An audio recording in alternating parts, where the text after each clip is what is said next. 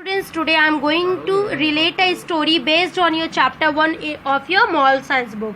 So basically it was a winter का समय था and however dark clouds were hovering across the evening sky.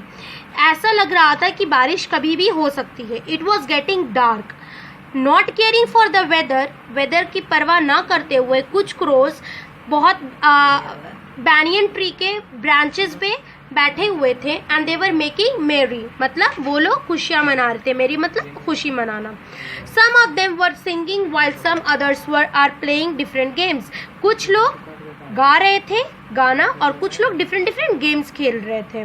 They were so busy that they forgot they had to return home. ये लोग इतना busy हो गए खेलने में, सिंग करने में, गाना गाने में या डांस करने में कि वो लोग भूल गए कि इन लोगों को वापस घर भी जाना है. They also did not notice that it could might start raining any time because dark clouds were hovering across the evening sky. बारिश कभी भी आ सकता था, ये वो लोग नहीं सोच रहे थे. And without caring of this situation they were making merry. In contrast, a sparrow was hurriedly returning home as she did not want to get caught in the rain. उसी समय क्या हुआ, एक स्पैरो, एक चिड़िया जल्दी जल्दी अपने घर जा रही थी क्योंकि उसे बारिश में फंसना नहीं था. When she reached the banyan tree on which the crows were sitting and making merry, she thought of resting because she was tired. क्या होता है कि जब वो उड़ती रहती है वो सडनली बैनियन ट्री के पास पहुंच जाती है एंड शी थॉट कि थोड़ा सा हम बैनियन ट्रीज के ऊपर रेस्ट कर लेते because she was very tired. He told his fellow crows about her. वो बताती है कि मैं बहुत थक चुकी हूँ, मुझे थोड़ा आराम करने दे बैनियन ट्री पे बिकॉज कभी भी बारिश हो सकती है and I have to return to my home. Then all of them flew down to sparrow and surrounded her. तो वो लोग क्या करते हैं, वो ऊपर रहते हैं ना ब्रांचेस, हाई ब्रांचेस पे. Then सडनली वो लोग नीचे आते हैं स्पैरो के पास एक साथ और स्पैरो को चारों तरफ से घेर लेते हैं. कोई एक उनमें से कौवा बोलता है what are you doing on our tree. वो क्या बोलता है कि तुम क्या कर रही हो मेरे ट्री पर. This is our tree because we came and sat here first. ये हम लोगों का ट्री है क्योंकि हम लोग आकर यहाँ पहले बैठे हैं. You can not sit on this tree. तुम यहाँ इस ट्री पे बैठ नहीं सकती हो. Go away from here. चली जाओ यहाँ से. स्पैरो बहुत पोलाइटली बोलती है dear brothers I am like your younger sister let me rest here for 5 more minutes. वो बहुत पोलाइटली रिक्वेस्ट करती है कि क्रोज को कि डियर ब्रदर्स मैं आपकी छोटी बहन की तरह हूँ और मुझे 5 minutes के लिए प्लीज यहाँ रेस्ट करने दीजिए बिकॉज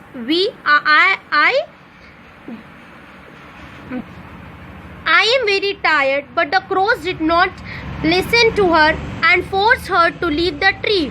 वो बोलती है कि वो बहुत थक चुकी होती है बट क्रोज सुनता नहीं है. वो जितने भी क्रोज होते हैं वो सुनते नहीं है स्पैरो की बात और वो फोर्स करते हैं to leave the banyan tree.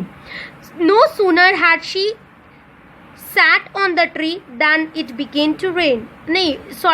Since the sparrow was tired she flew a little distance and sat on a mango tree to rest. क्या होता है कि वो फिर वहाँ से उड़ जाती है और वो बहुत थकी हुई रहती है तो आगे कुछ दूर मैंगो ट्री रहता है एंड देन वो वहाँ रेस्ट करती है और जैसे ही वो वहाँ रेस्ट करती है वैसे ही बारिश स्टार्ट हो जाता है. Fortunately for her there was a hollow in the tree trunk. क्या होता है कि मैंगो ट्री में वो बहुत फॉर्चुनेटली मतलब लकीली क्या होता है मैंगो ट्री में एक छोटा सा हॉलो रहता है और ट्री ट्रंक में एंड वो उसके अंदर जाकर शेल्टर लेती है. Here she was safe from the rain and the bitter cold outside. The rain was accompanied by hail as well. मतलब वो सेफ हो जाती है बारिश से और इट वॉज अ विंटर ना तो ये बहुत बिटर होता है, बाहर बहुत ज़्यादा कोल्ड होता है, बिटर कोल्ड होता है, बहुत ज़्यादा ठंड होती है. And the rain was accompanied by hail as well. मतलब बारिश के साथ ओले भी बरस रहे थे. So it started raining heavily. बारिश बहुत जोरों की होने लगी थी. बहुत स्ट्रॉन्ग विंड वॉज ब्लोइंग. बारिश हो रही थी, स्ट्रॉन्ग विंड बह रहा था, हेल ओले पर बरस रहे थे. There was thunder and lightning. बिजली कड़क रही थी. However neither the rain nor the hail had any effect on the sparrow. ना ही रेन ना ही हेल किसी चीज़ का स्पैरो पर प्रभास नहीं पड़ा, she was saved and sound in the hollow, because वो हॉलो के अंदर थी. But there was chaos amongst the crows. Finally it stopped raining after an hour. 1 घंटे बाद क्या होता है कि बारिश रुक जाता है. And the sparrow came out of the hollow and flee home. फिर वो स्पैरो बाहर आती है और वो उड़ती है क्योंकि बारिश खत्म हो चुकी है. The next morning she was flying by the banyan tree. Suddenly she stopped and looked in horror. क्या होता है नेक्स्ट मॉर्निंग जब वो बैनियन ट्री की तरफ जाती है तो वो रुकती है और वो बहुत ज़्यादा हॉरर फील करती है. वाई? बिकॉज शी जो वो देख रही थी वो बिलीव नहीं कर पा रही थी वो अपनी आंखों पर. बहुत सारे क्रोज मर चुके थे बैनियन ट्री के नीचे, कुछ क्रोज इंजर्ड हो गए थे and they were crying in pen. The sparrow understood everything. Sparrow सब चीज़ समझ चुकी थी. She understood that God loved हर. उन्होंने जो किया अच्छा किया. हैड शी बीन, अगर वो बैनियन ट्री पर रहती तो वो भी चाहे तो मर जाती और नहीं तो इंजर्ड हो जाती because of bitter cold rain and hell. She thank God for saving हर. उस टाइम तो उसे बहुत ज़्यादा गुस्सा आया होगा, बहुत ज़्यादा तकलीफ पहुंची होगी because she was very tired and the crows did not give her place to rest. So but after one day when she was saved from rain and hail, वो गॉड को थैंक्ड बोलती है for saving her. And yesterday she had felt bad. वो कल बहुत ज़्यादा बुरा feel कर रही थी जब क्रोज ने उसे वहाँ से हटा दिया था. वो समझ नहीं पा रही थी कि क्रोज ने उसे वहाँ से क्यों हटाया और वो क्यों उसका रिक्वेस्ट नहीं समझ पा रहे थे crows. She had felt and that God did not love her. He did not help her in times of need. क्या वो सोची? वो क्या सोचती है कि उस वक्त क्या सोचती है कि गॉड उसे लव नहीं करते और वो उसने टाइम जब उसे नीड था गॉड का तब गॉड ने नीड नहीं किया, उसकी हेल्प नहीं की.